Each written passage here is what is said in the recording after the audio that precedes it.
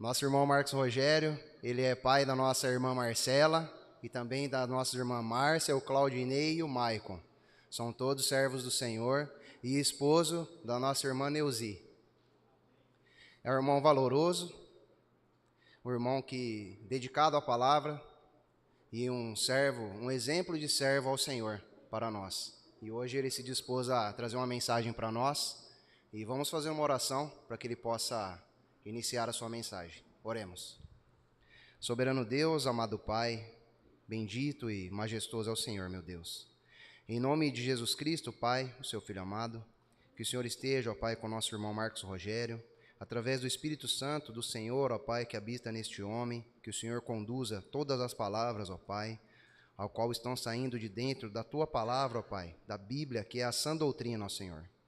Que o Senhor esteja, Pai, conduzindo ele, e que os nossos corações, ó Pai, através do Espírito Santo do Senhor que habita em nós, também absorva toda essa mensagem, para que possamos sair daqui, Pai, com o nosso Espírito Santo mais cheio, ó Pai, que habita em nós. Em nome de Jesus, oramos ao Senhor. Amém.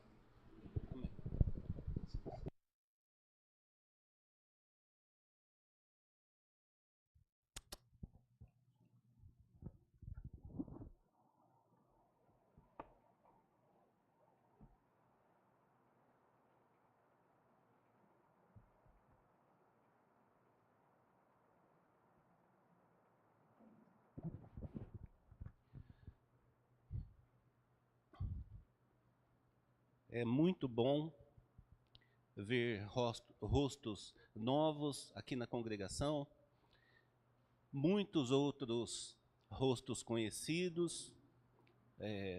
Para cada um que eu cumprimentei hoje, que teve a convivência comigo, eu pude relembrar num lampejo tantas e tantas situações.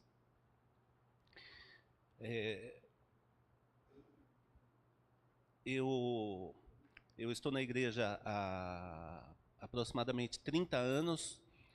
Quando eu me converti, foi lá na igreja no São Bernardo, e convivi com muitos de vocês aqui.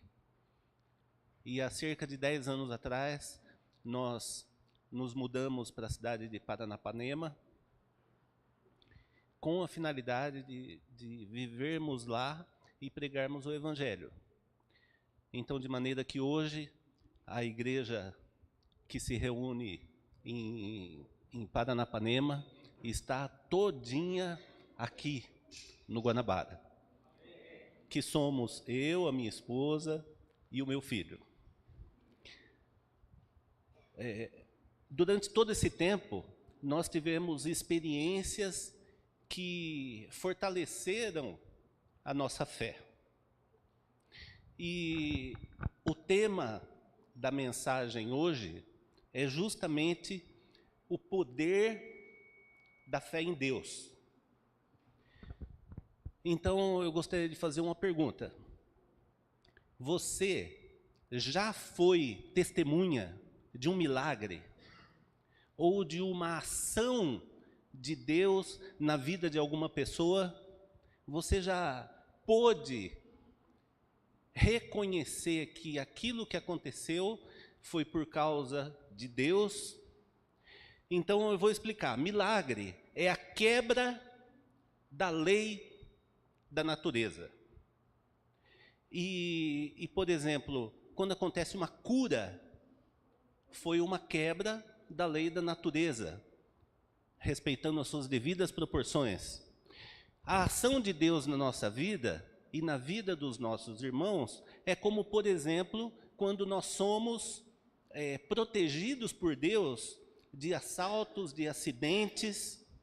Quando você ora a Deus e pede um determinado emprego e Ele consegue aquele emprego para você, aquele emprego que numa proporção de 1 para 1 milhão, seria praticamente impossível você conseguir aquele emprego. Então Deus agiu naquela situação. E você já parou para pensar como que isso acontece?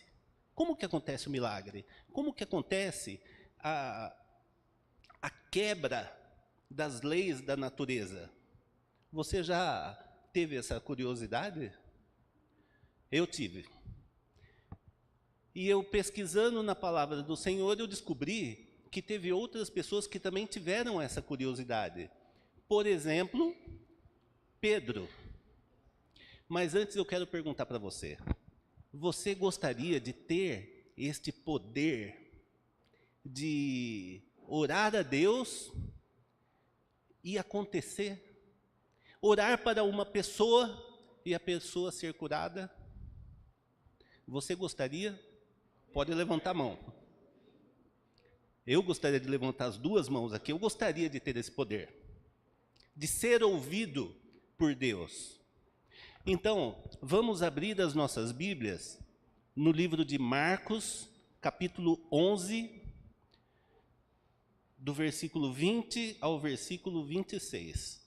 Marcos, capítulo 11.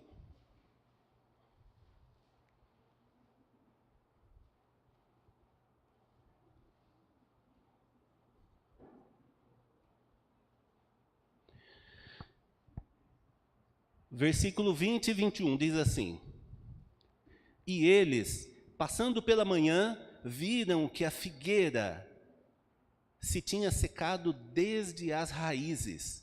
E Pedro, lembrando-se, disse-lhe: Mestre, eis que a figueira que tu amaldiçoastes se secou.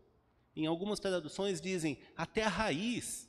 Ou seja, não somente Pedro, mas todos os discípulos viram quando Jesus amaldiçoou, e um dia depois que eles passaram, viram que aquela figueira, ela havia secado até a raiz.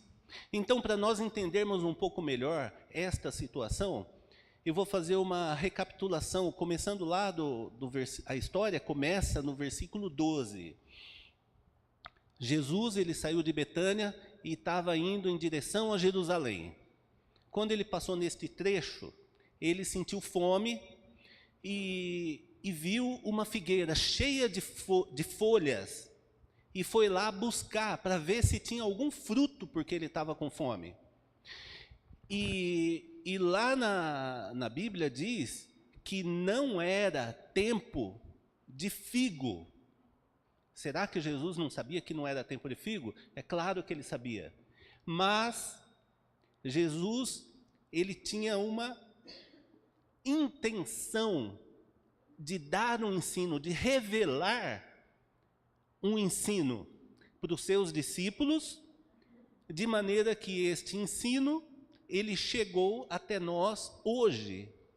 Hoje nós podemos aprender com Jesus coisas que ele revela, coisas que ninguém poderia saber, mas ele revela para nós.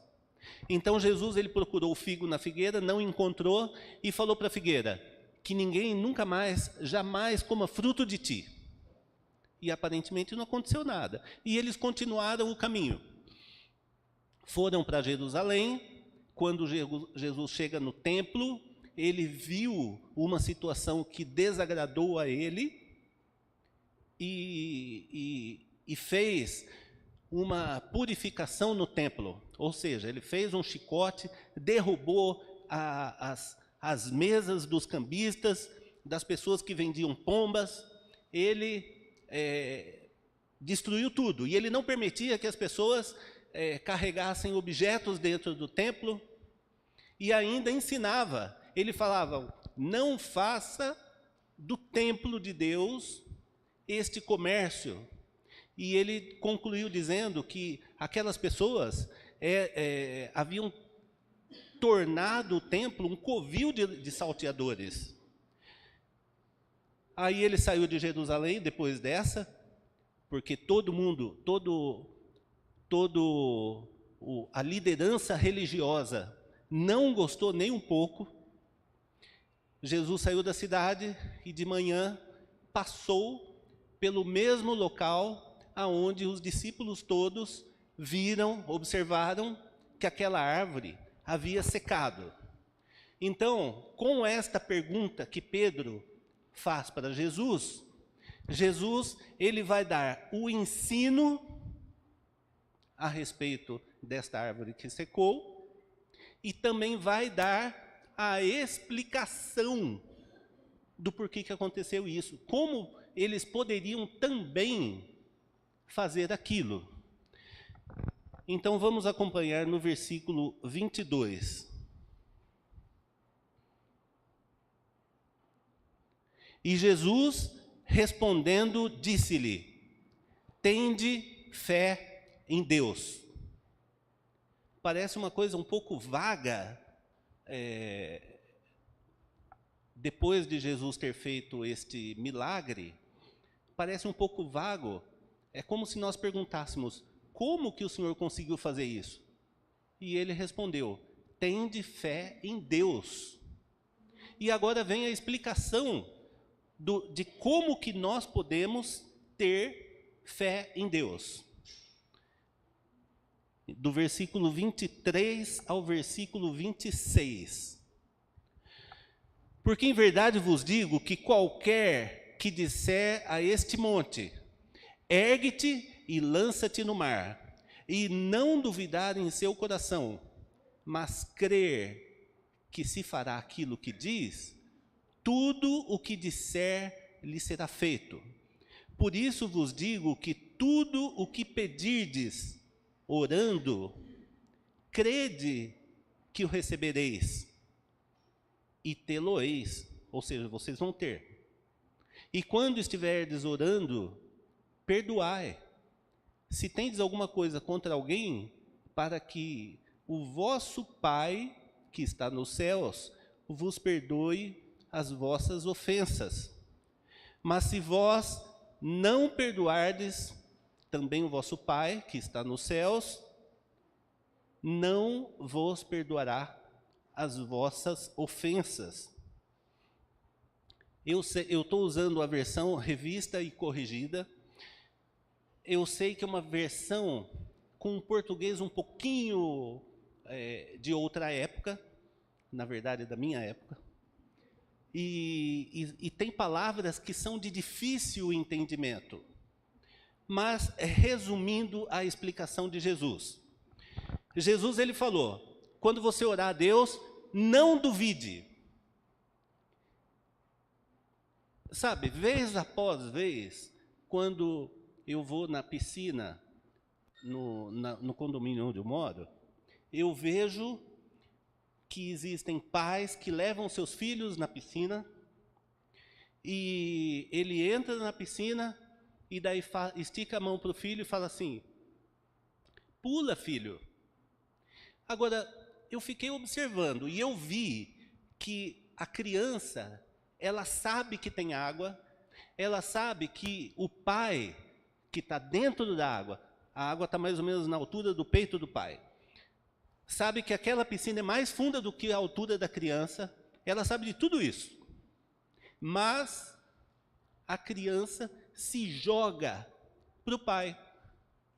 E a criança não demonstra medo, porque ela confia no pai. Então, quando nós orarmos a Deus, nós devemos nos jogar a Deus sem duvidar. O outro ponto que Jesus diz é a respeito de que nós devemos crer que nós já recebemos aquilo que nós estamos pedindo. Para quem é pai e que o filho, ele já passou assim o ano inteiro pedindo: pai, eu quero uma bicicleta. E aí a resposta dos pais são sempre as mesmas, né?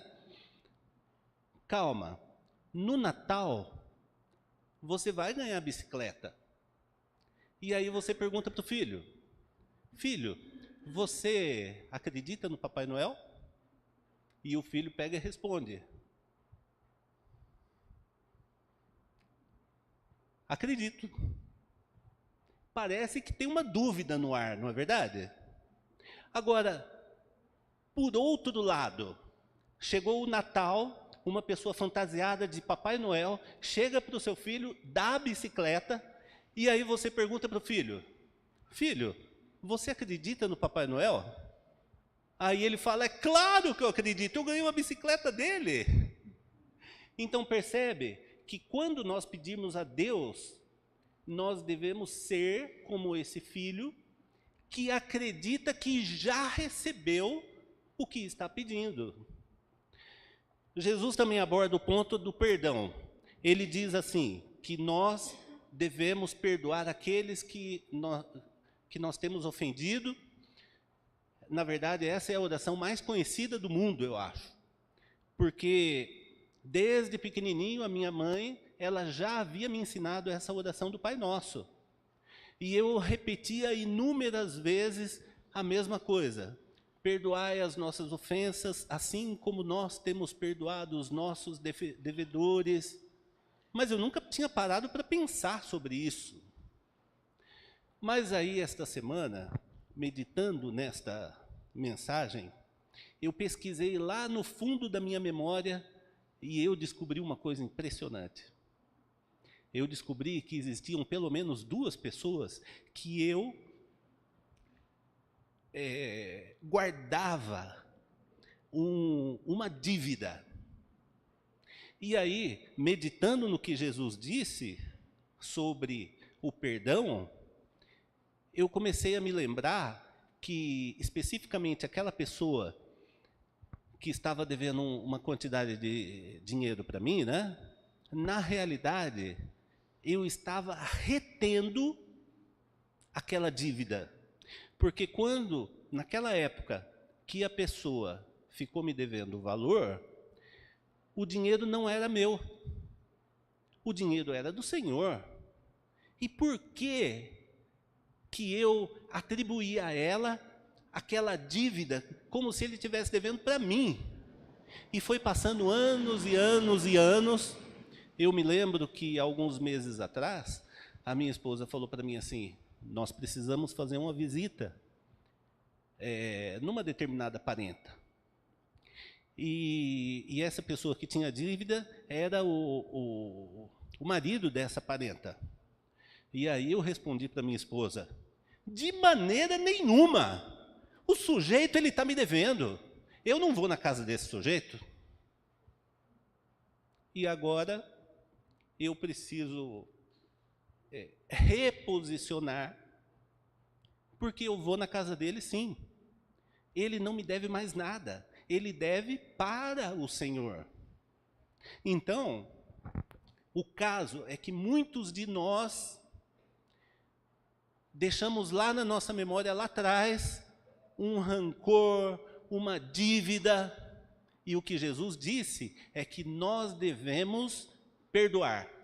Porque toda ofensa não é contra nós, é contra o Senhor. Vocês se lembram da palavra de Jesus, quando ele pergunta para Paulo, por que você me persegue?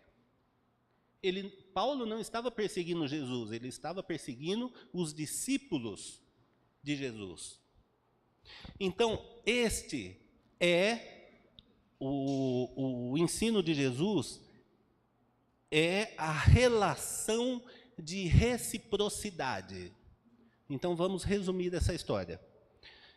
Quando você orar a Deus, você deve não duvidar, você deve crer que o pedido que você está fazendo, você já recebeu, e você deve perdoar.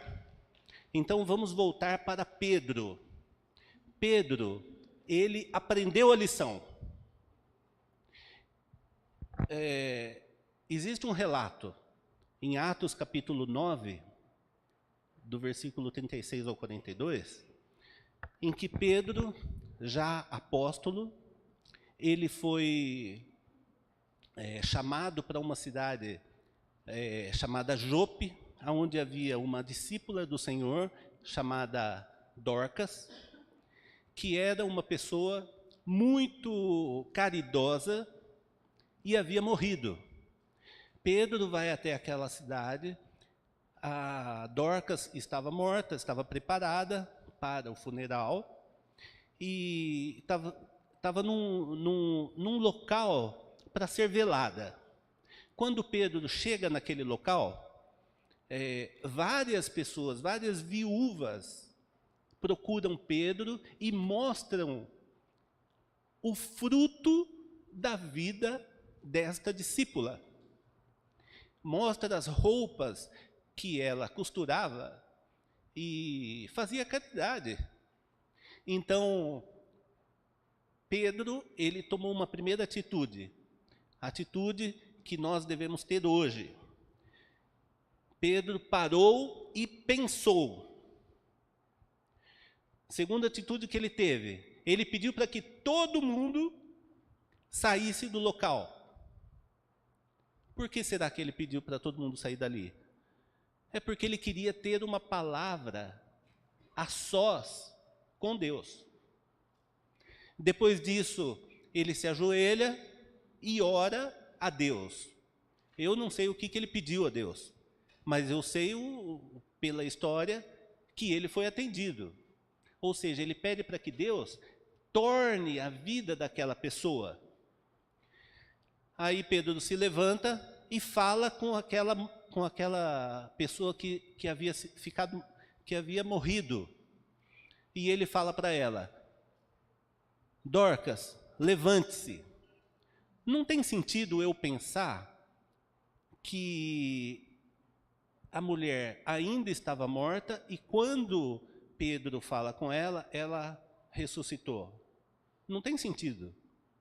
Porque Jesus ensina que aquilo que você pede, você deve crer como se já tivesse acontecido.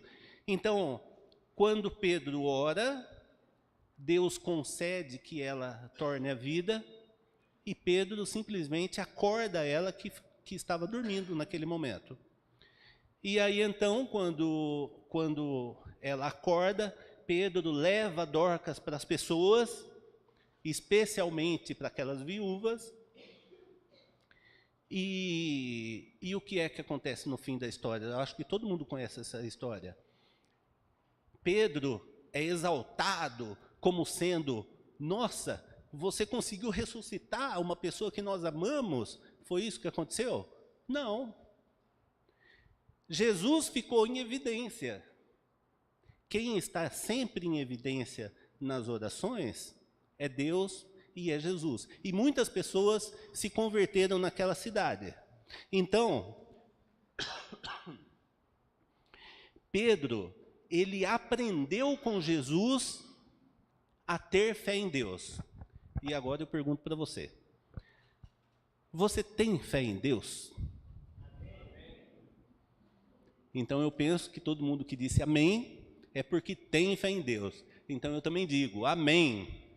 Eu também tenho fé em Deus. Mas e por que na prática não acontece isso comigo? Porque na prática nós oramos para determinadas pessoas e não acontece nada, pelo menos ainda.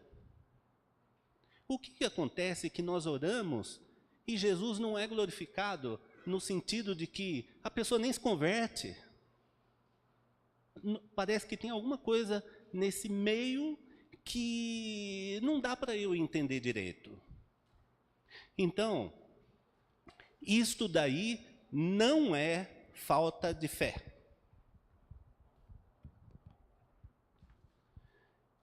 Isso daí não é falta de fé. Mas então, o que Pedro viu em Jesus? Então eu mesmo vou responder. Pedro, ele observou em Jesus que o êxito, o sucesso da oração, do pedido da oração, está numa relação de quem fala e Deus. No caso de Pedro, nós vimos que ele teve sucesso, ele ressuscitou Dorcas. Agora, quando é com relação à minha pessoa e quando é com relação à sua pessoa, nem sempre é assim.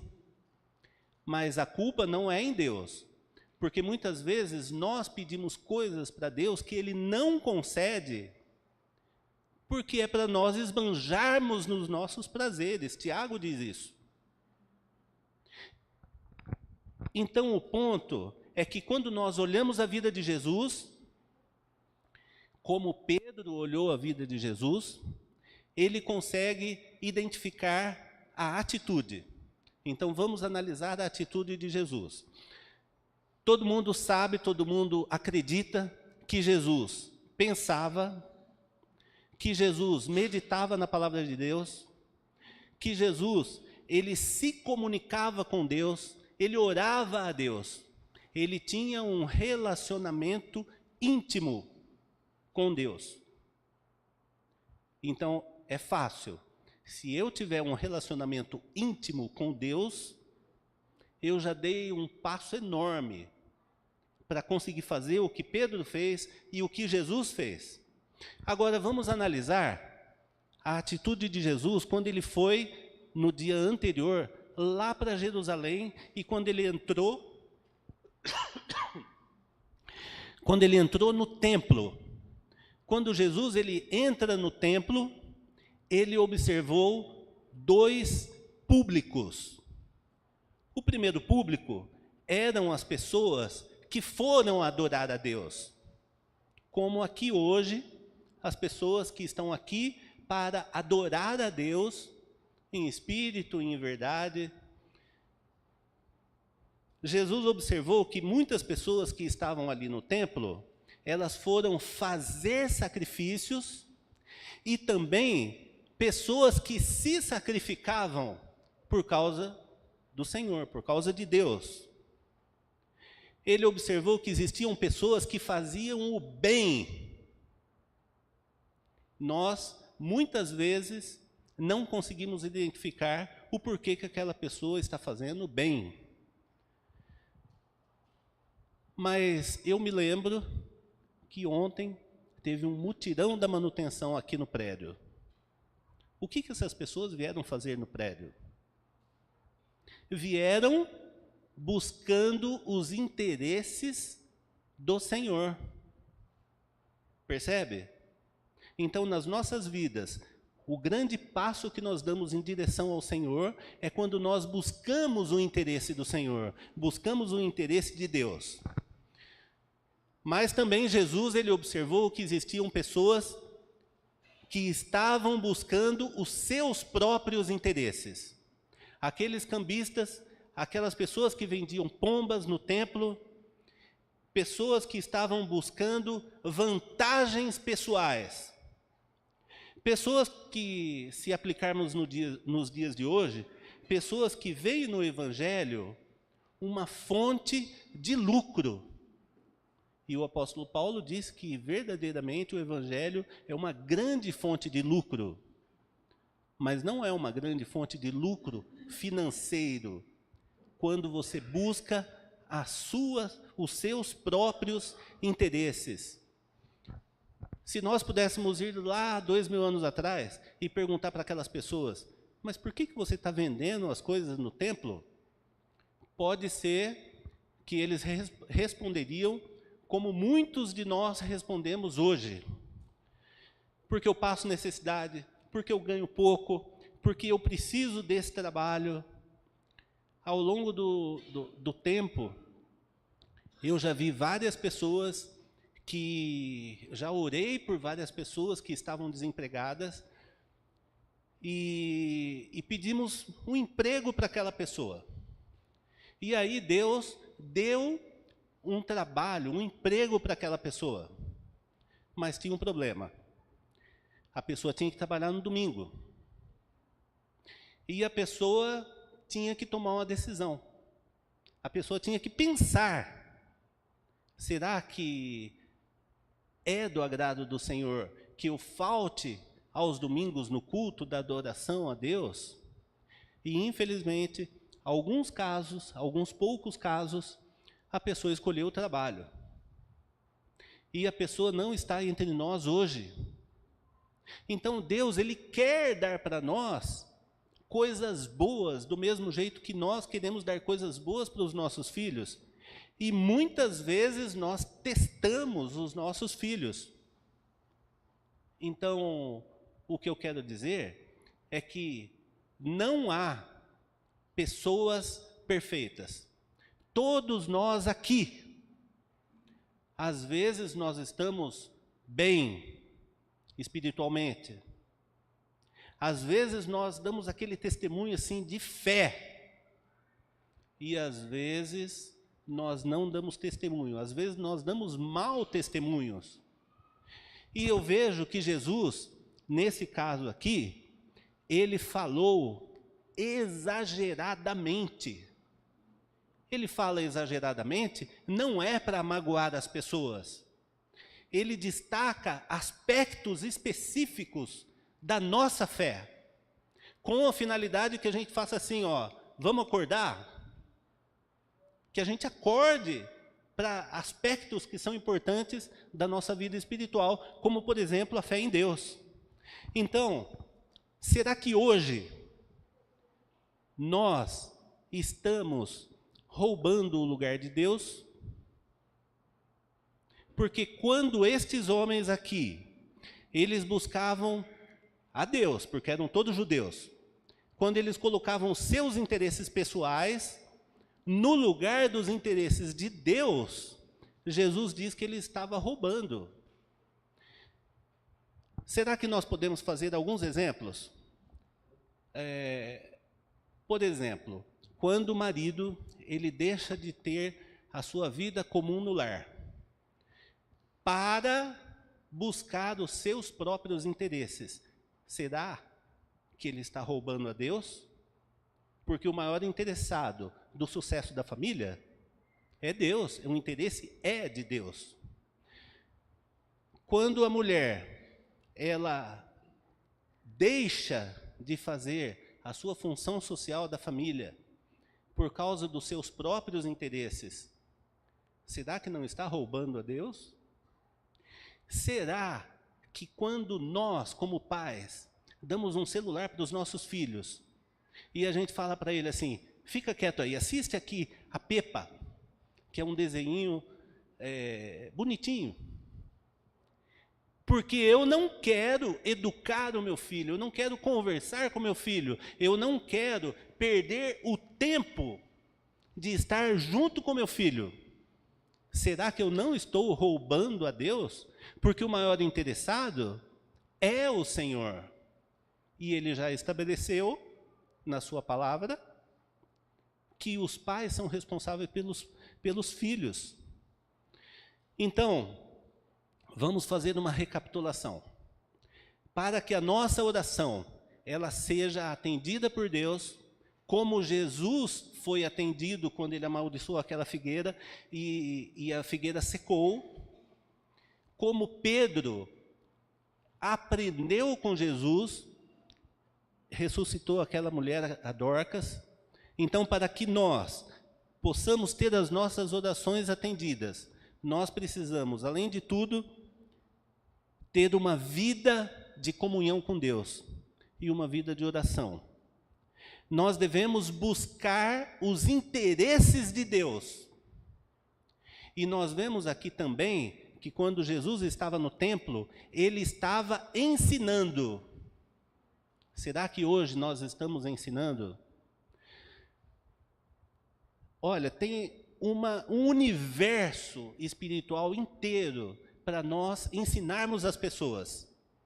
Então, que são coisas simples até coisas complicadas. Coisas simples, agradecer a Deus antes de comer qualquer alimento. Será que quando nós vamos visitar uma pessoa que não é cristã, nós estamos ensinando pela nossa atitude? Aqui no versículo 18, no finalzinho do versículo 18, as pessoas se maravilhavam com a doutrina de Jesus. Na palavra grega que é usada aqui, é o didaquê. A tradução da palavra doutrina significa o ato como conteúdo do ensino. Então Jesus ele ensinava aquilo que ele fazia, aquilo que ele vivia. Quando nós, por exemplo, vamos visitar uma pessoa e nós não oramos, nós estamos ensinando que não tem necessidade de agradecer a Deus pelo alimento. Então, esse é o didaquê. Quando nós ensinamos as pessoas na prática da nossa própria vida, então vamos reunir tudo isso. ter uma vida de oração, uma vida de comunhão com Deus, buscar os interesses de Deus na frente dos nossos interesses e ensinar as pessoas. Jesus ali no templo, ele foi radical, ele foi exagerado, e ele fala assim: vocês têm tornado o templo de Deus, porque ele faz a citação de Isaías, aonde Isaías ele disse assim, que o templo de Deus será chamado casa de oração para todos os povos. E Jesus fala: vocês têm tornado o templo de Deus num covil de salteadores. Eu penso que esta palavra, covil de salteadores, é uma coisa assim muito técnica. Se nós fôssemos aplicar nas nossas vidas hoje, Jesus ele poderia estar dizendo que nós estamos tornando o templo de Deus num covil de salteadores, um bando de ladrão, porque muitas vezes nós roubamos a Deus aquilo que é de interesse deles, nós colocamos os nossos interesses. E agora eu pergunto para você, no que é que você tem feito do seu templo de Deus? O templo do Espírito Santo.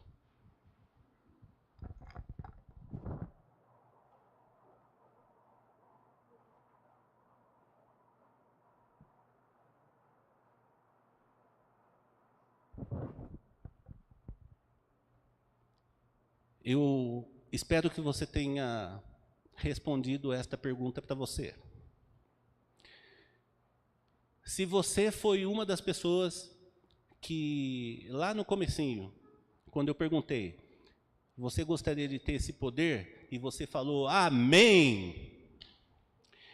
Se você respondeu para você mesmo, olha, eu tenho colocado os meus interesses, muitas vezes, no lugar dos interesses de Deus.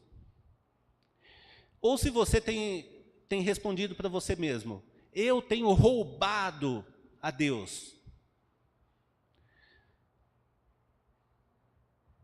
Às vezes nós roubamos a Deus destinando a nossa vida a outras coisas e não servir a Deus. Saiba que o apóstolo Paulo, ele disse em Romanos capítulo 3, né? Não há um justo sequer, ninguém que busque a Deus, ninguém que faça o bem, não há um justo sequer. Então, se você é uma dessas pessoas, mas se você gostaria de se reconciliar com o Senhor, eu sei que não é do nosso costume de fazermos coisas exageradas, pedidos exagerados, mas Jesus fez isso. Então eu quero fazer um desafio, uma coisa muito difícil. Você acredita que Deus, que quebra as leis da natureza, você acredita que Ele consegue quebrar o seu coração? Então, quero fazer uma coisa diferente hoje. Eu quero pedir para que você venha até aqui na frente e vamos orar a Deus. Vamos pedir para que Deus ele quebre o nosso coração. Vamos pedir para que Deus mude o nosso coração no sentido de que tire os nossos interesses dos nossos corações e coloque os interesses deles. Então, venham até aqui. Se aqui na frente não for um espaço suficiente, podem subir aqui. Vamos orar, vamos dedicar as nossas vidas ao Senhor. Podem vir aqui, quem sentir no coração.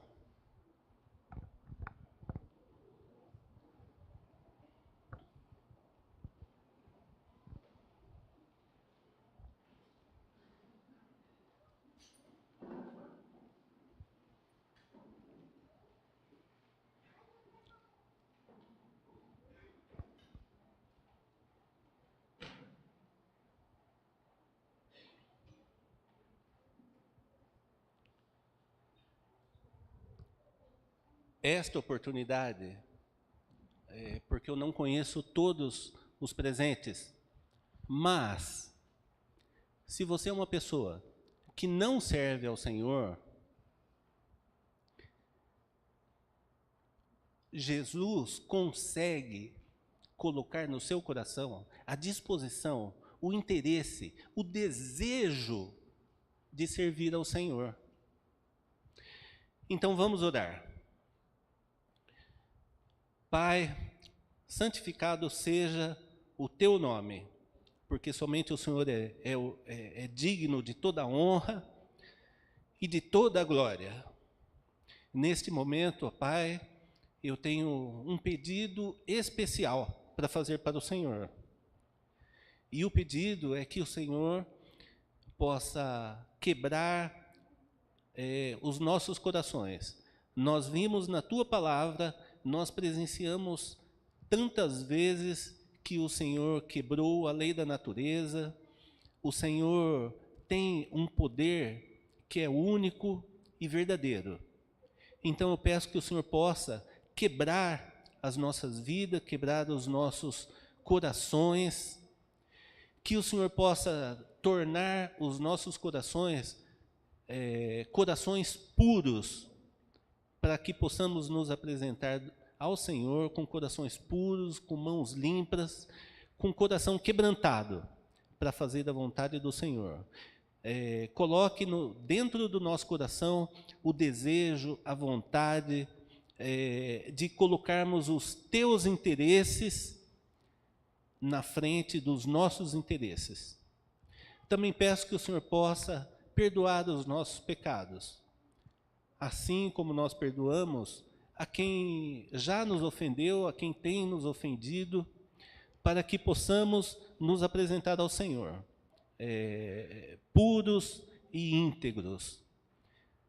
Eu agradeço ao Senhor pelo Senhor já ter concedido este pedido a todos nós que estamos diante do Senhor, que nos humilhamos diante do Senhor. Peço que o Senhor nos despeça em paz para casa e também que o Senhor possa conceder uma semana cheia de encontro com pessoas que desejam conhecer ao Senhor, para que possamos abrir as nossas bocas e falarmos de Jesus.